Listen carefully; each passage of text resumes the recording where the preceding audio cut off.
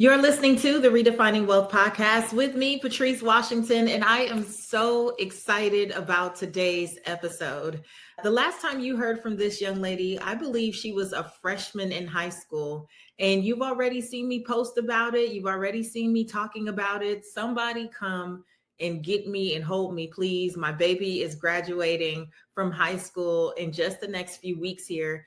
And so just in time for Mother's Day, I wanted to do this catch-up episode that I believe is so important. You know, redefining wealth is never just about money and material possessions. Wealth is about the condition of well-being and happiness. And if you know anything about the 6 pillars of wealth, we have the people pillar. It's about creating relationships that matter. And for me, this has been ultimately the most important relationship of my life, where I feel like I have either said yes to or said some powerful no's to so many different things that have come up because of this relationship. And so in today's episode, I'm sitting down with my daughter, Reagan Washington, someone that I've had the opportunity to watch grow and nurture, and just, I get to see her step into this new season of life. And I wanted to create a space to hear her thoughts and her dreams and her heart, and even look back on some of the good memories, but really it's about honoring where I know God is taking her. And so get ready to experience the one and only Reagan Washington. Now, I told her I would do her justice and give her an official bio. So Reagan Washington is a graduating senior at Alpharetta High School, and she's one of Georgia's most decorated flag football athletes who has literally earned a scholarship, an athletic scholarship to Life University this fall. She led her team at Alpharetta with 66 catches for 1,200 receiving yards, 772 rushing yards, and averaged over 100 yards per game. Somebody say that girl was bad. With 7 interceptions, 44 tackles, and 8 pass breakups, she finished second in the state for total rushing and receiving yards and was named Region 6A Defensive Player of the Year, Alpharetta High School's MVP, and on and on and on. She has participated in so many different tournaments. And actually this June, we are on our way to the Olympic Training Center in San Diego, California, for her to continue to explore what flag football has for her. Without further ado, please welcome the one, the only, Reagan Washington. Hi. Have you ever had your bio really read? No, I was sitting here impressed with myself. Okay. Keep going. Did you imagine that you would finish high school with that type of bio? No, not one bit. Like, hearing that now, especially after you said, like, the last time we did this, I was a freshman. Mm-hmm. Like, everything has changed. And no matter how many times you hear it, like, I was not at all prepared for the person I am now and how, like, my life is going to go in the next 4 years. I have no idea what's going to come. But because I've experienced so many changes this year, I think I've learned to just be okay with it and accept it and be excited for whatever's next. Yeah. But hearing that was crazy. Especially because I have to say, in full transparency, Reagan played her sophomore year just a few games and unfortunately got a concussion and did not return to flag football junior year, and then said to us in the summer going into senior year, I think I want to play flag football for fun. If I'm radically honest, I was skeptical. Your dad was all for it. And I was like, oh, I don't really know about that. And now you've gotten several scholarship offers. What does that feel like? Or is your mind blown by how this all turned around? Oh, 100%. The goal for the last 4 years was to get scholarships. Mm-hmm. Athletic scholarships have never been a thing in my head. We were doing flag for fun and to stay in shape. So I was like, have a fun senior year and meet some new people and enjoy myself. And that is exactly what I did my entire season. Every game, every practice, I had fun the whole time. And I never took myself too seriously, ever. And I just happened to be pretty good at it. I didn't know how good I was during my season at all.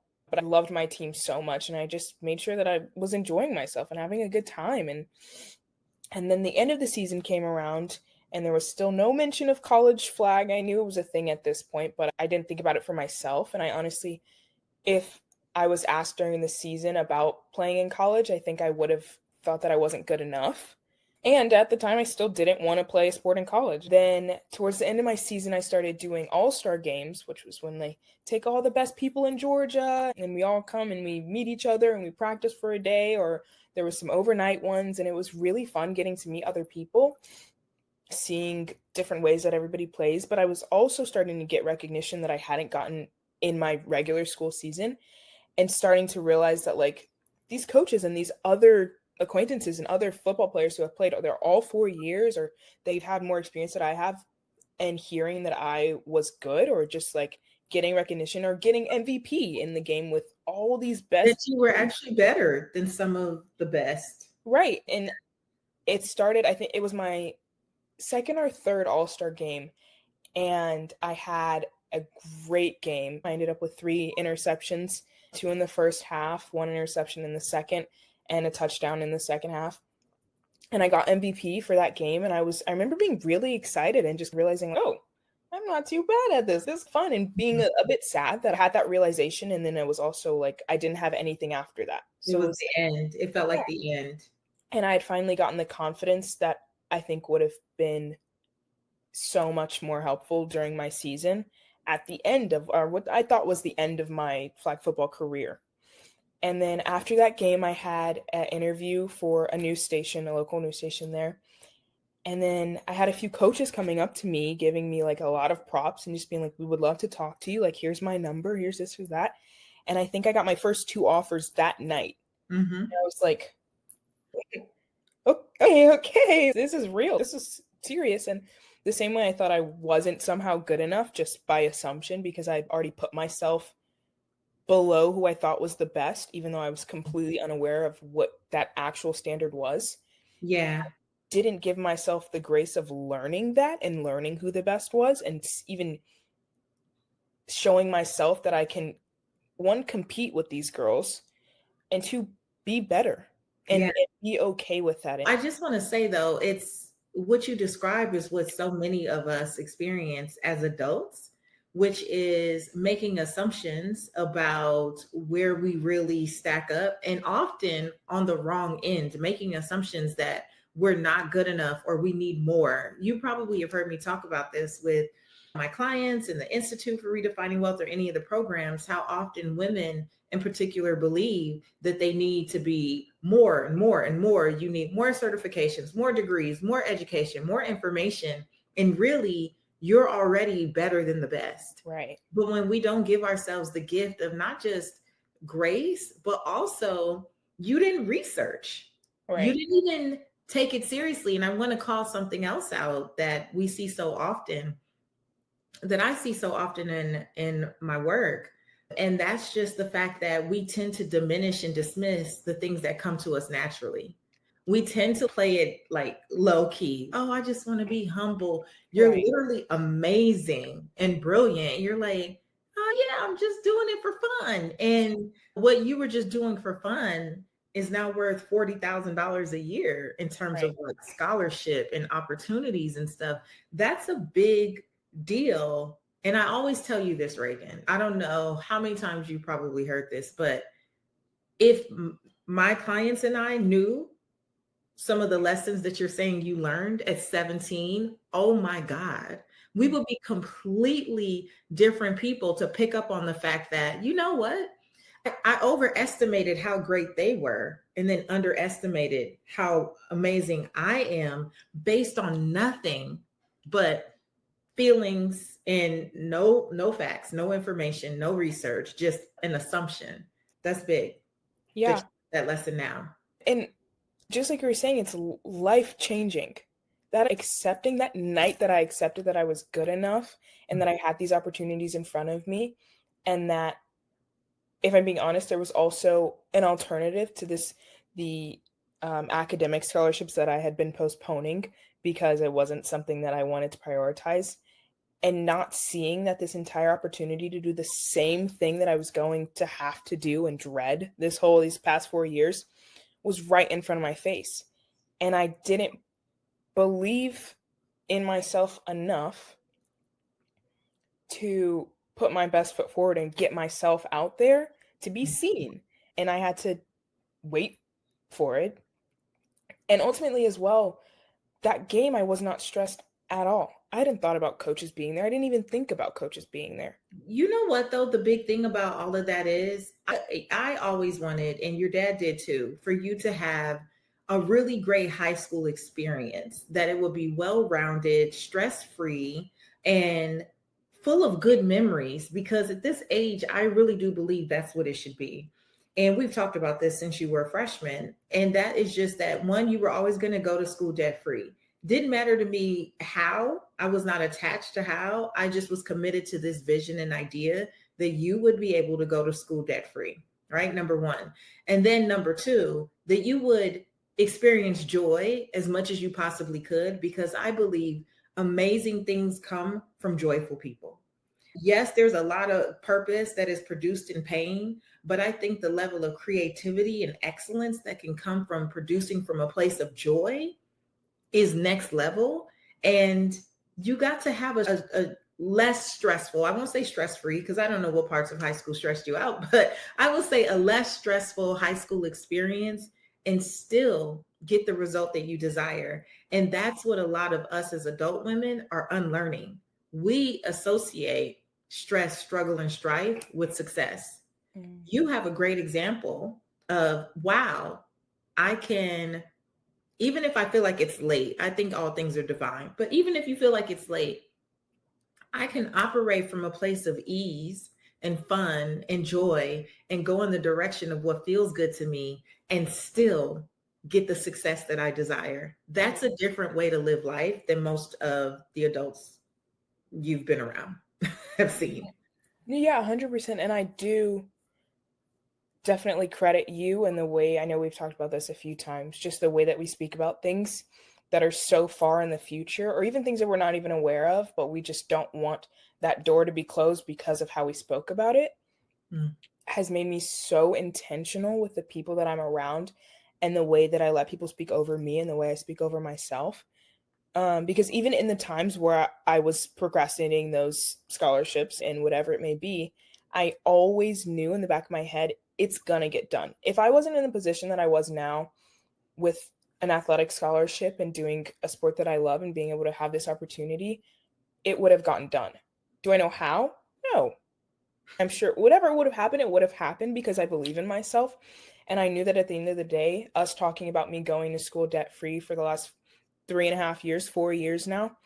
We've talked about it since you were in middle school. Yeah. And it wasn't going to go to waste. There's no way that now when it comes down to it, the last 3 years that I've been kind of putting it in the back of my mind, this was the time where I was going to make it happen. There's no way I was going to have the resources that I do and the access to things that I do and not use them. And I think a part of that too was because we've had such good communication about school and money and the world and being realistic with how we plan things. It's been easy to adapt to change in the same way that I wanted to go to SCAD all 4 years. And that was the school and that was the place I wanted to be. And ultimately, it realistically wasn't a great choice to spend my first few years. And it was very easy to roll that idea back and know that it'll come and I will have that time. And that's my school at the end of the day. But how I get there is also very important. And it's also going to affect me in the future. Yeah. So just being able to accept that change and just feel comfortable knowing that no matter what, I'll be successful in how I get there, and what makes sense is what makes sense. Mm-hmm. It's okay.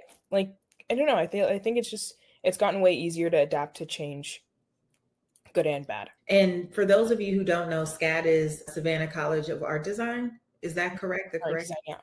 Yeah, and one of the best art schools in the country, and is based here in Georgia, obviously, and also has a campus in France, which we do plan to go to.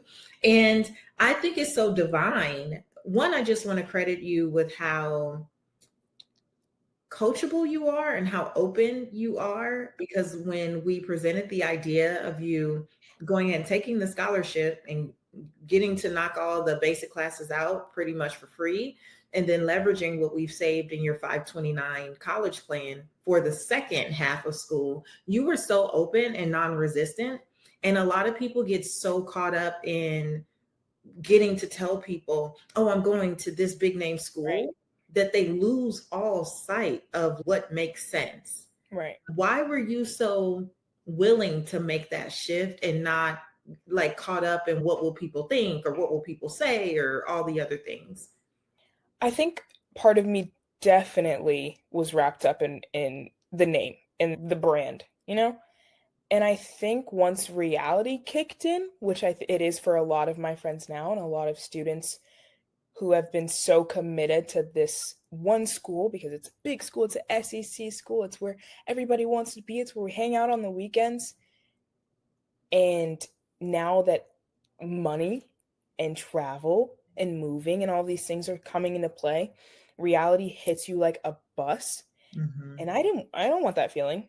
And I trust you and my dad so much, and you guys are so wise. And I think because of how mature I am, it's a little bit easier to understand and not stay attached to the branding of things. And once again, just how I was saying before, no matter how I got there, I knew I was going to get to where I want to be. And I think that going to SCAD now and being in debt in 4 years, I would be miserable. Going to a school for almost free now, playing a sport that I enjoy so much, and then going to my dream school, debt free, you can't really argue with that. And it's not like I'm not going to have a college experience just because it wasn't what I thought it was going to be. You know, like you can't plan anything enough for that. There's just too many aspects that go into college and the people that you meet and things. And I'm so grateful that I have the opportunity to play a sport in college, and I will start school with kind of a support group in a way. And I think the excitement of my future overcomes the disappointment of not doing what I thought was what I wanted. Which it's not that it's not what I wanted, but I think I'm just so excited for my future that I just want to get there. And whatever the easiest route is, then I'm on it. Yeah. It's just easy to kind of pivot. Yeah. Flexibility is a gift, because nothing about today or tomorrow is promised. We don't know how things are going to unfold. We don't know how life will unravel. And we don't know why things pan out the way that they do. But I do believe that staying flexible and not being so rigid and trying to force things to go in a certain way, there's a beauty to going with ease, to letting things be easy. That, again, I think a lot of us have not learned. We've been taught to believe that the only thing that's worth it is fighting hard for it. And it's like, no, everything shouldn't have to come with a fight. Some things do just get to come with flow. And I think that's what you're in right now. What I've witnessed from you over these last several months is you just go with the flow and you allow things to unfold. And it's really beautiful to watch. And I think you do a really graceful job, honestly, of allowing things to just flow. So I want to get to some of the questions that the Purpose Chasers asked your favorite internet aunties in the Redefining Wealth app and uncle. So Tia's and Tio. That's cool. Floyd is our one good man in the app. So they gave some questions that I thought were so good that I want to run by you. So one of the first questions was, what's one thing you've learned about yourself just this year? And then a follow-up to that is, and what does being Reagan mean to you in this season of your life? Oh, okay. I think one thing that I've learned about myself is that I know myself, and I know myself very well. And accepting that before having to see the outcome of it and see it change me is so important. And just to help that make sense, I think in high school, especially your senior year, when you're kind of stressing over your life, your future, and everything's getting real, knowing myself and being okay with not liking things and not wanting to be around certain people, and just being very okay with saying no because I mean it, is so, so important. And I'm so grateful that I know that my no is my no and my yes is my yes. And if you want to be upset with my no, then that is completely on you. Because no matter what, I know that if I make a decision that feels right for myself, I will always be happier with the outcome of it, no matter what. It could end bad, it could end good, but I know that I did it for me, and I know that I made the choice that I was comfortable with. And then being Reagan, I don't know, I was talking to somebody yesterday about being excited that people are meeting this version of myself for the first time. And especially moving a lot, I've gotten the chance to kind of reinvent myself in a way. And this has been the longest I've ever been in one place with the same people, and they know a lot about me, and they've seen the awkward moments in the middle school rough stage and all the things. So I was just saying that I think it's going to be nice for people to meet this version of myself and how confident I am in myself and how I act and the way I dress and the way I talk and my humor and things like that. And I can't wait to find the people who also enjoy this version of myself without having to endure the past versions of myself and have that in their head and have that as a way to also form their opinion about me. Mm-hmm. So yeah, I think just staying true to myself and being okay that I might change, not might, I will change. I know I'm going to change. Yes, There's so absolutely. many new things ahead and there's no way I won't. And I hope that I do, because I think being stagnant is kind of scary in a way. And I think it's just not healthy. So yeah, I don't know. I'm excited for everything to come. And I love Reagan. I think I'm great. Do you remember you were probably in first or second grade and you had a little friend? You guys had a falling out on the playground. This is when you went to Harmony Leland in Mableton, Georgia. And you had a little falling out with your friend. And this was a friend you spent the night at her house before. I think she had spent the night at our house. And she yelled at you.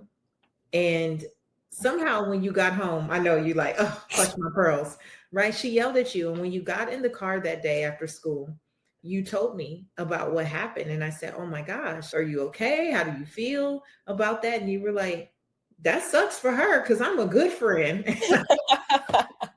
I was like, oh, okay. I thought Yeah. I was gonna have to console you. And you were like, yeah, I told her. And the thing that you told me was, I told her that that's not how friends talk to each other. And then she Period. yelled again and I walked away.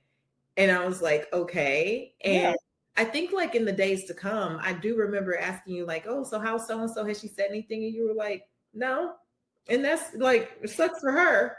And I was so proud. Already I knew you were, I was like, I'm not worried about this child.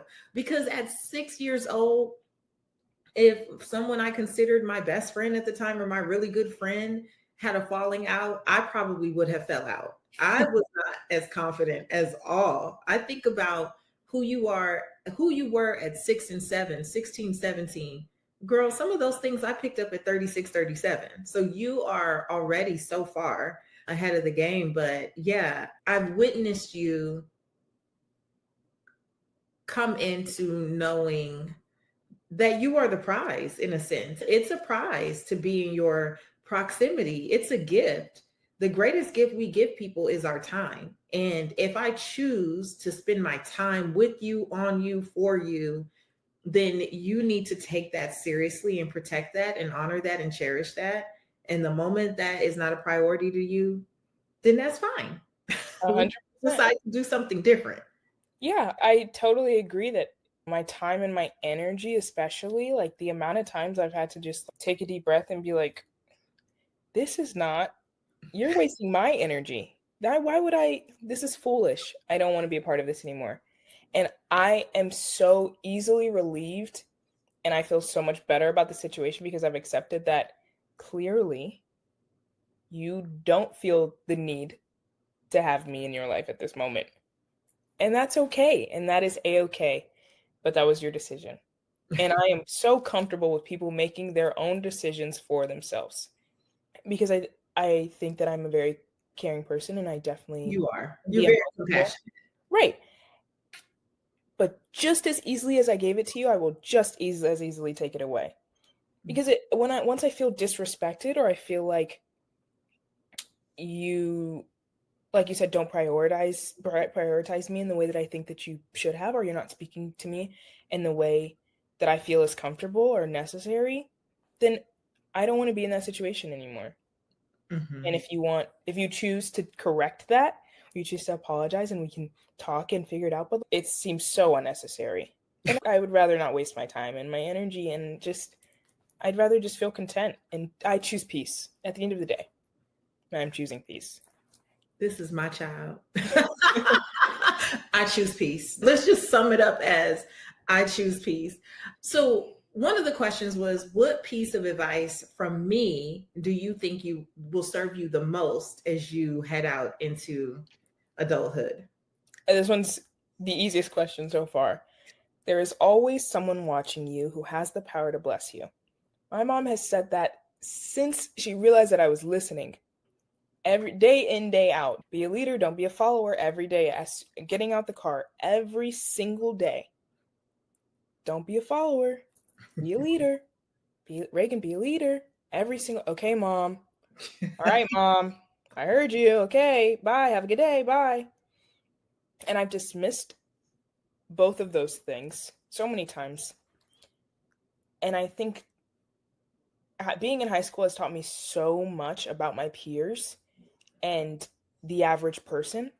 Mm-hmm. And the specific quote that there's always someone watching you who has the power to bless you. I have once seen that go wrong in other people, or just realizing people's complete unawareness of their surroundings. And I think because of the way that you and my dad have raised me, I have manners. And I'm not a teenage hooligan just roaming around the city. And I've been able to balance like having my own fun and like, you know, whatever it is. But also just realizing that I need to be mindful of those around me and what I say and who I'm with. And I'm just so grateful for that just always being drilled into my head that you never know who's around, and be kind to everyone you meet, because somebody could genuinely change your life. And it takes one simple interaction or one thing for them to see or hear, or for them to just not consider you for anything. And I've also been in the same position where somebody that I didn't even realize had any connection to anything or anything I was aware of, but I was just simply a nice person and kind and respectful. And it is so rewarding to realize that your genuine behavior has come and rewarded you. I'm very grateful for that, and I appreciate you so much. I'm so glad. It has really been a blessing to hear how people talk about you even when you're not around. When parents stop me, when teachers, people at school say, Reagan's mom, I love Reagan. Like, she, like, that girl, that's my BFF. She don't even know. I just, like, that is a blessing for people to see you, and not see you because you're so athletic or you're so intelligent. And I also wanted to say, you said a lot about not wanting to do the academic scholarships, but you do have what, a 3.8? 3.9. Oh, boop, 3.9 GPA. So you're also so intelligent, you're studious, you do your work, you have a great balance with your small group at church and all the things you've done with your church groups throughout the years and all this stuff. And when people say Reagan is so, insert something, so kind and so generous, you have to be showing up in a certain way to make people go out of their way to say those things to your dad and I. And also, even the speech that Coach Palace gave during your signing day at school literally had everyone there in tears, to the point where other parents who were there for their children's signing days were coming up to me, Reagan's mom, oh, she must be so lovely. The fact that your coach was willing to go to great lengths to say, I just don't want you to stop at all the accolades that I read about her on the field. It's who she is off the field. That's what's so impressive. And that is what makes it such a blessing to be your mom. I've known this your whole life. I'm like, God, I really like this girl. Remember when you were little, I'd be like, even if you weren't my daughter, I would still like you. Yeah. Like, great people. And that makes me think of, too, something you just told me recently. I would love for you to share that there was a young lady who sent you a message who wants to play flag football and reached out to you and DM'd you. Can you share about that DM exchange? Yeah, for sure. I've had a few. I think she might have been the third or the fourth person to DM me on TikTok specifically.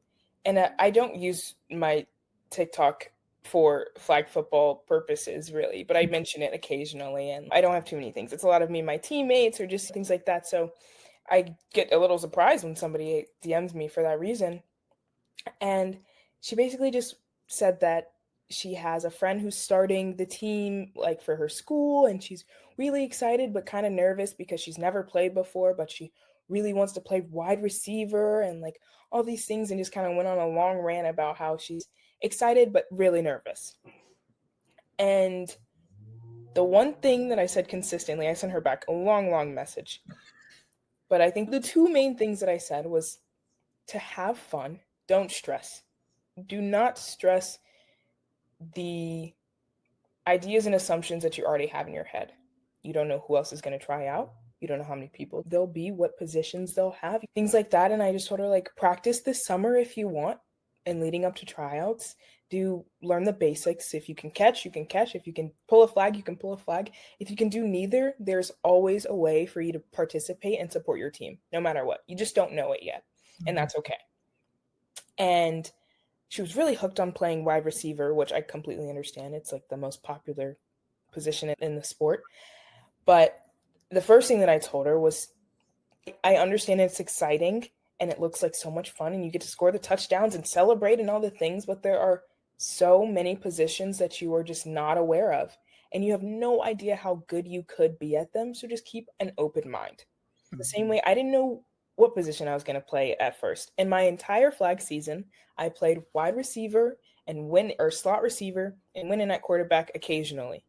When I got to my all-star games, I played middle linebacker, rusher, running back, QB, and wide receiver.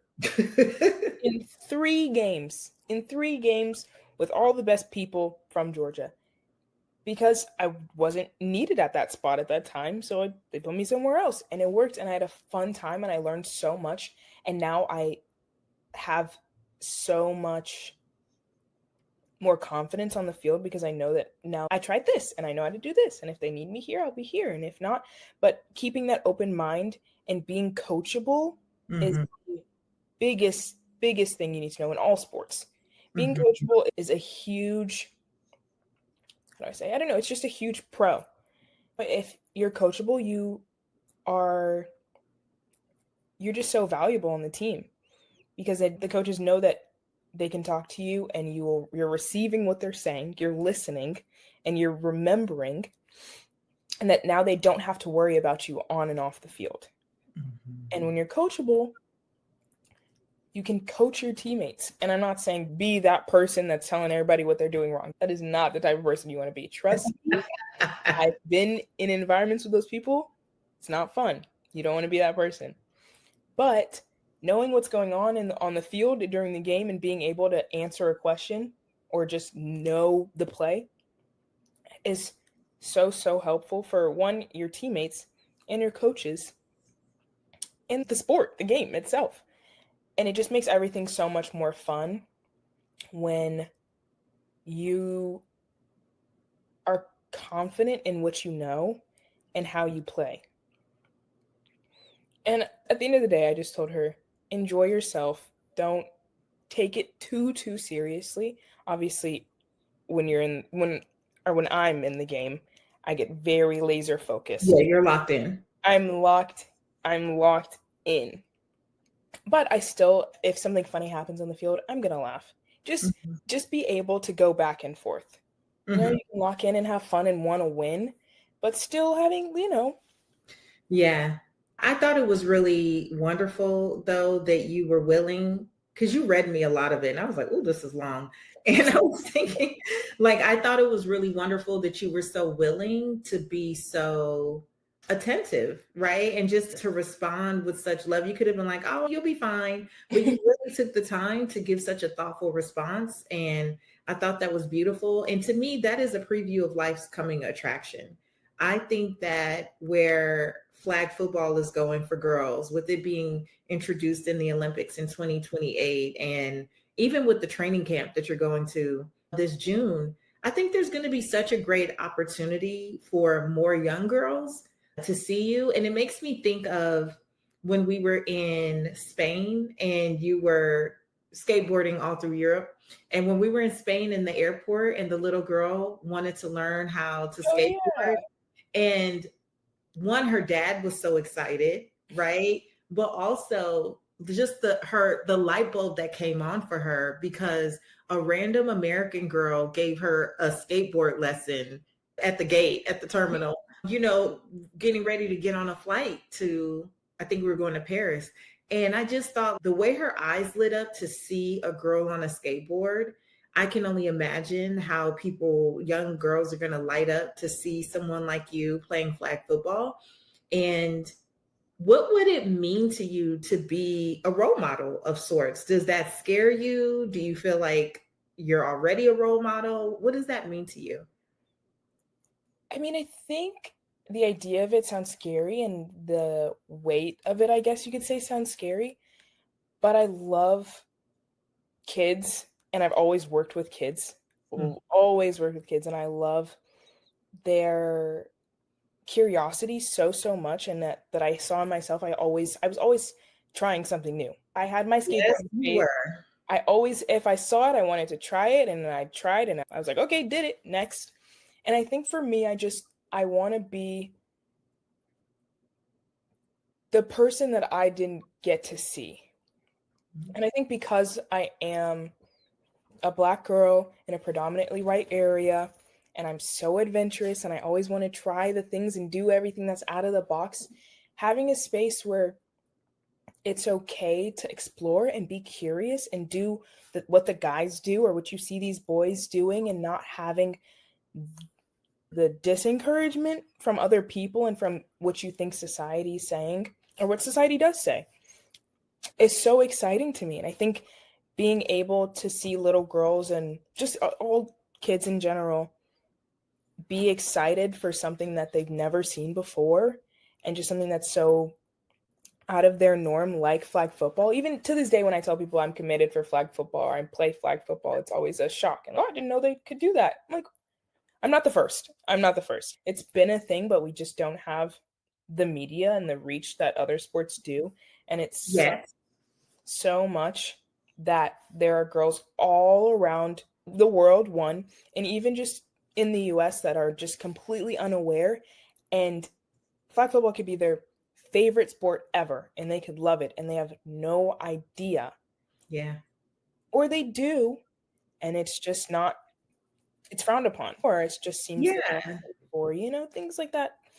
Well, I think too, you make it cute, and I like, respectfully, but you're so jazzy in how you show up and your dressing. And I think sometimes it's also just showing different ways that something can look. It's no different than when I entered the finance space and people used to tell me, oh, you've got to put on like a dark suit and wear your little kitten heels. You remember this stage. And I remember you told me one time, you look so old back then. You were like, I'm so glad you got out of that stage. I remember when you used to come pick me up in those suits. And I was like, I do remember. But I was putting on a suit, but really for me it was like a clown costume because it was not me. It wasn't who I authentically was. And when I switched to just allowing myself to be all of me, if I want to have big earrings on, that's what I'm going to wear. If I want to have a big necklace on, that's what I'm going to wear. If my dress is a little snug for you guys, so what? I go to the gym to wear snug dresses. That's what it's going to be, right? It's like, I want to be able to just be myself, and giving myself permission to be myself actually opened up a lot, even in the personal finance space, because I've had people who have said, I had never seen anyone dress like you and talk about money, like until I saw you on the Steve Harvey show, or until I saw you on this stage, or saw you do this thing. And they'll tell me what I had on. You had on a royal blue jumpsuit, and honey, you was bad. And I'm like, if she could do that, and I'm like, wow. Just allowing yourself to be yourself and show up as authentically as possible does give other people permission to be themselves, but to see something different in a space where maybe it wasn't the norm before. And I think that you also offer a lot of that. Yeah, I agree. I think that when people say even just outside of flag football, just sports in general that are probably male dominated or have a male background, it's easier to stereotype what you think somebody's going to look like or act or sound like or all the things. And I think that no matter what I'm wearing or what I'm saying, it is always a shock that I play flag football, no matter what, every single time. And sometimes I'm just like, what did you, like, who do you think plays flag football? Uh-huh. Who, when you think flag, who are you seeing? Take that all away, take it all down, and just, it's a mirror. It is anyone and everyone. Anyone can play what they want to play and do what they want to do. It doesn't matter how you look outside of your sport. If you enjoy it, that is all that matters. The same way you enjoy what you're doing and you enjoy finance and talking all the things, but not dressing the way you wanted to affected the way you viewed it. Yeah. 100%. And I think that for a lot of girls in sports, they feel the same way. It's easy to already be judged and people to form their own opinion of you, and to kind of defy that is so liberating. Yeah, so liberating. You mentioned being coachable earlier, and someone asked a question about, and I'm connecting these two because you can be coachable and then start to take a lot from adults or coaches or well-meaning people around you. But I think there's a time when you need to also advocate for yourself, which is something we've talked about. And one of the questions was, do you feel like you have the tools to advocate for yourself as you go to college? And I kind of laughed at the question, but I want you to talk about it. 100%. I mean, my tool, number one, is my voice. And I think for a lot of people, they're so easily persuaded to think that what they said was not what they wanted because of what somebody else has responded with, or whatever their rebuttal was. And especially in cases where it's a coach or someone of authority, it's easy to assume that, oh, they know more or they know what's best. It's like, no, what's best is what you said and what you wanted at first. And sticking to that is always my goal, I guess.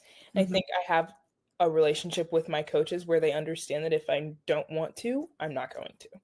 And that's okay. And I think, let's kind of unpack that though, because you are very coachable. Earlier, you said your coaches say things to you. They know that you receive it, you're retaining it, you're going to follow through, but really advocating for yourself when there is some wrongdoing at hand. And I remember one of the earliest lessons, I'll have to say, was fourth grade. I don't know if you remember, I think it was your typing teacher or something at the school you went to gave you the wrong grade and you were upset. And I was like, okay, so email them. yeah, say something. Yeah. Say something. Yeah. And And that goes, I'm like, girl, go tell them that they did. And I remember telling you, I don't know if you remember this, but I've seen you carry this out over and over again. I said, Reagan, even adults make mistakes. As long as you're not disrespectful, there's no problem with raising your hand, raising your voice, sending an email and saying, hey, can you look at this again? Because adults have full lives outside of being your teachers, and they're not always 1000% right. Right. Yeah, I don't remember that, but it sounds just like me, and I would do it again today. And I have done it many, many, many times since then. And I think advocating for yourself and trusting yourself and your opinion has come up in so many different aspects of my life. Aside from teachers, it's come up with friends, with relationships, with coaches in sports, and with your parents.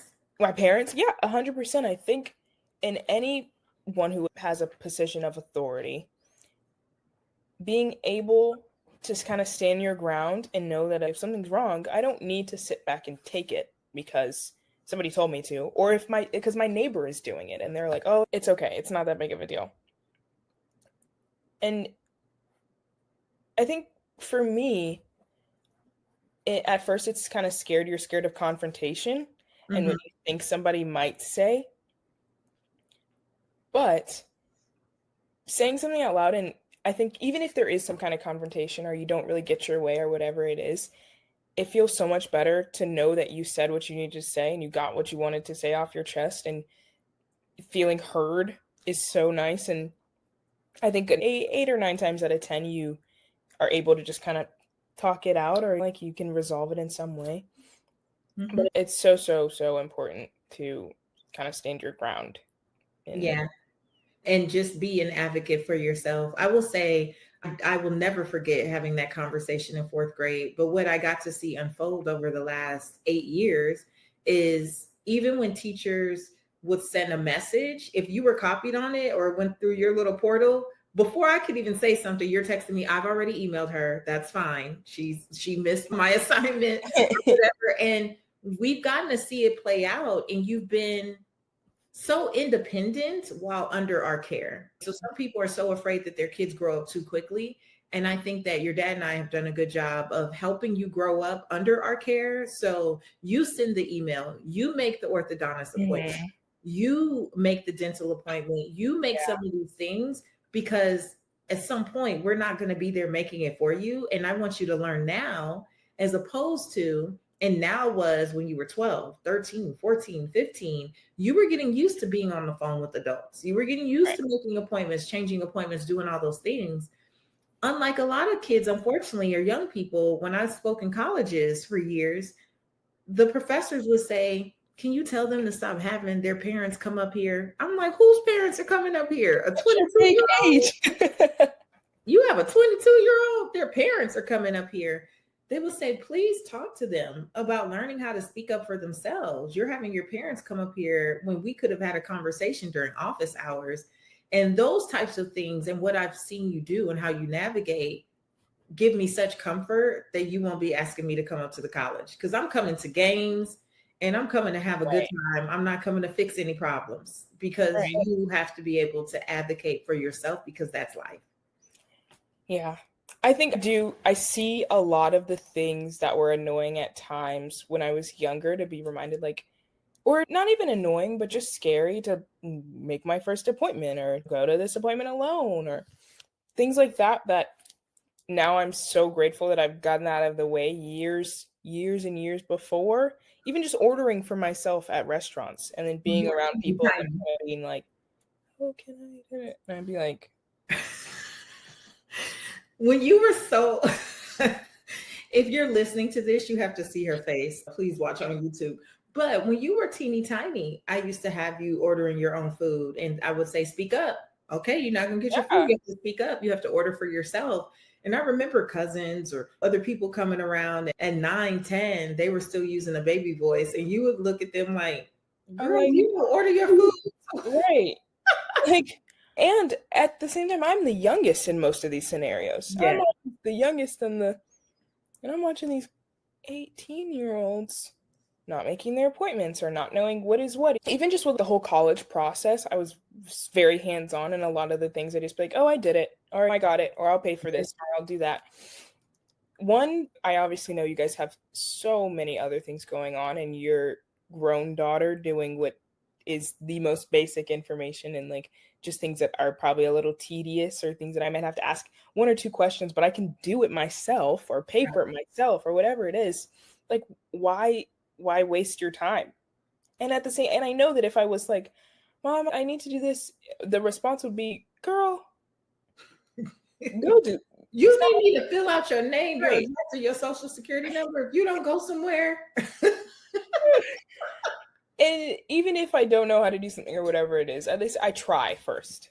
Yeah. And that's always, you're never not invited to come get support. You know that your parents are 2 of the most supportive people, like, period, that will always have your back. But we've taught you to be an adult because we knew you wouldn't be just our baby forever. We were very clear when you were just a thought, when you were barely a thought in the womb, we were like, we want to raise a productive citizen. And to raise, you heard me say that all when you were little, I just came here to raise productive children. I just want to, like, give the world a great person to be out here with them. And a part of that is making sure that you know how to do basic things. You know how to fend for yourself. It's a blessing to be here, but it's also a reality that we all have, that we won't always be here. Right. And the greatest gift I could give you is the gift of preparation and permission to be yourself.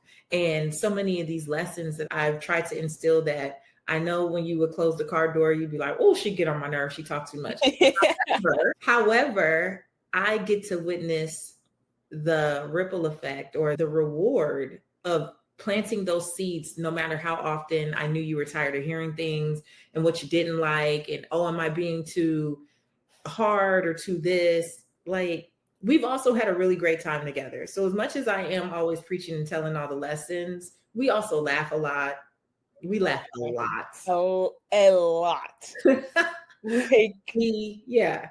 I don't know. I agree. I think if not every day, every other day, I become more and more grateful for you guys' parenting, because I'm consistently surrounded by my peers and my friends, and just having to watch and be like, oh, you guys don't know this yet.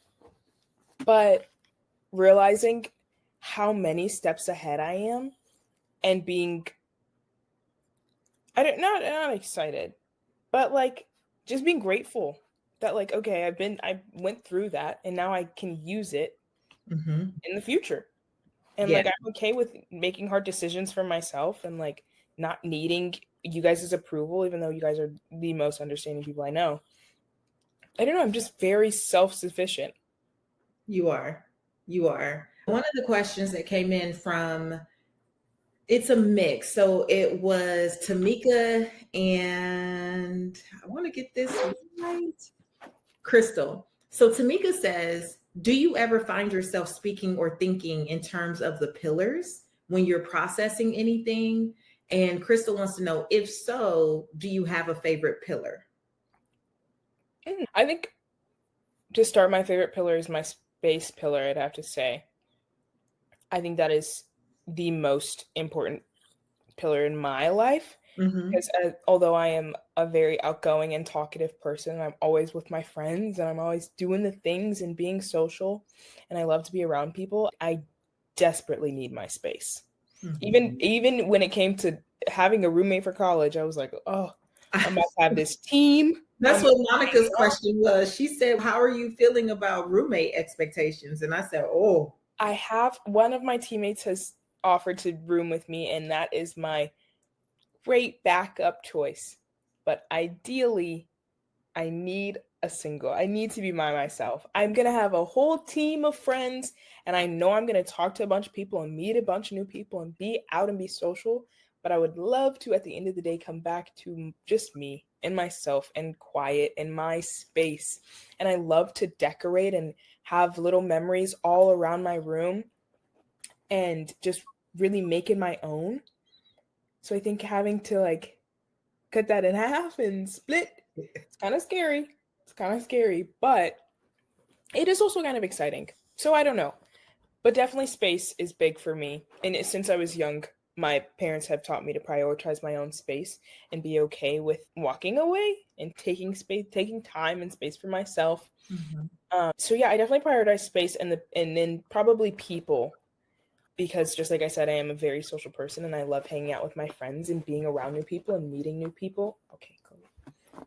And being around new people, that being around the wrong people, I've realized, shifts a lot that you are not aware of.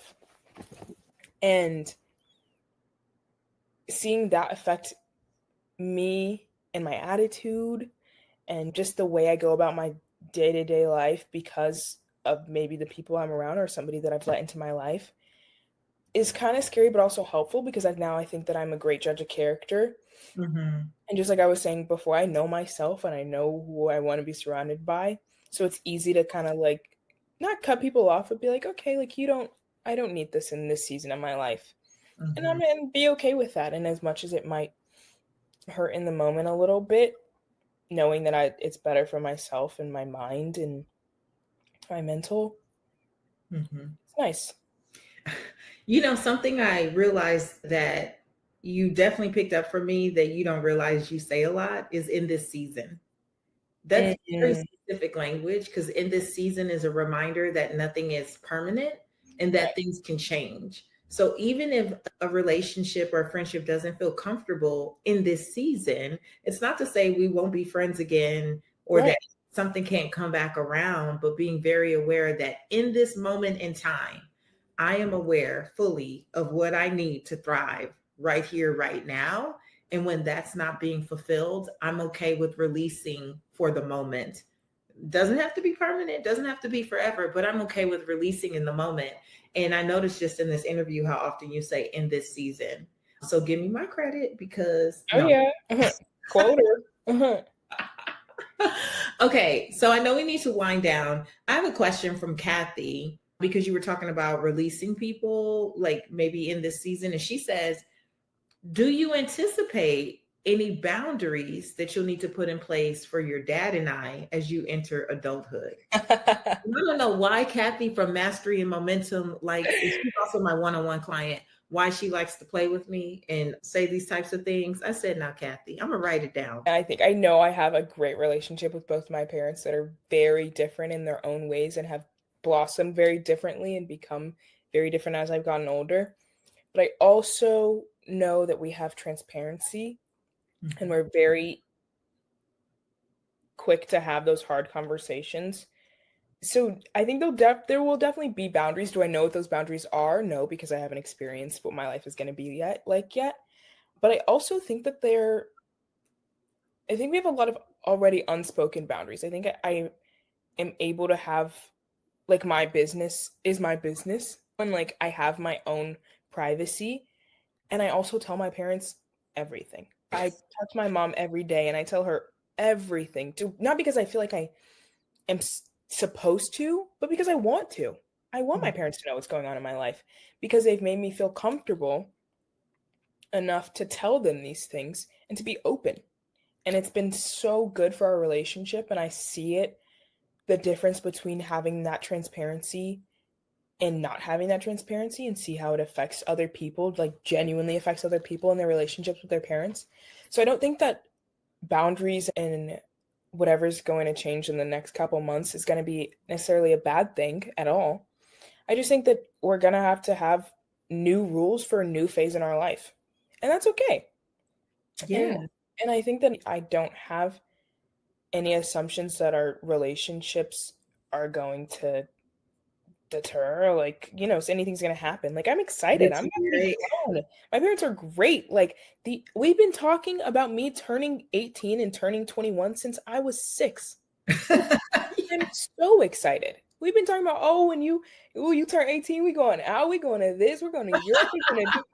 I'm so beyond excited to experience my younger years and my adult life with my parents. I can't wait.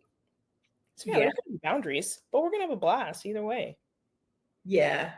I think that the biggest thing we tried to incorporate was just respect. And I think a lot of people, adults, especially from our generation, it was like children are to be seen and not heard, and you just do what I say and all these things. And while we definitely put a certain level of standard and expectation, your dad used to be like, you're a Washington. Like Washington, right? He still does, I'm sure. Washington's right. Yeah, we did. We did those things. We planted those seeds, of course, but we always left room for respect, like to respect you, to respect your feelings, to respect your emotions, to give you the respect and dignity of your own process. If you needed time when you were little and you didn't feel like talking after school, I would say you don't have to talk. If you need time to yourself, you can take time to yourself. Not telling you what you crying for. You don't get to cry and all those things. And we've had family members like, she shouldn't be crying for that. I'm like, oh, she absolutely will cry. She absolutely will cry if that's what she wants to do. We have respected your process and definitely guided as much as we could. And I think every step of the way, but I say this on behalf of your father, who I'm sure will watch some of this, if not all of it. You have been such a joy to raise. You've made it so easy. It's not to say you didn't get a pop every once in a while, and I would threaten, would I say punishment? I'd be like, Reagan, it's just time for a punishment. You're on punishment. It's been too long. It's been too long. You haven't been on a punishment in a long time. You wouldn't even have to do anything. It's just time. I would never really put on punishment just to say it for fun, but it's been easy. And when people would say to me, you're not going to like her when she hits a certain age, I used to just say, I don't receive that at all. I'm going to like her more and more the older she gets and the cooler she is, because then I can say stuff. I can really say stuff. I'm going to like her more and more. And that's actually what's happened. As we start to wind down, if your future self could send you a letter, what are some of the things it would say? Honestly, I think all that younger me would have to say is, I'm proud of you. Because I think, I don't know, I've been so confident in everything that's changed and all the decisions that I've made to get to where I am now, and the people that I'm around and how I act and the way I dress and things like that. And I'm so authentically myself that there's not, I don't know, I feel like there's not much to say but good job. Like, you did it. Like, you're killing it. Like, good. Like, you're being you. And I'm so grateful that you guys have let me learn about myself and how and the people that I want to be around. And even if I was friends with somebody that you didn't necessarily like, you let it happen, and it always left, and that person always kind of made their way out. But prayed them right on out of there. No, I'm kidding.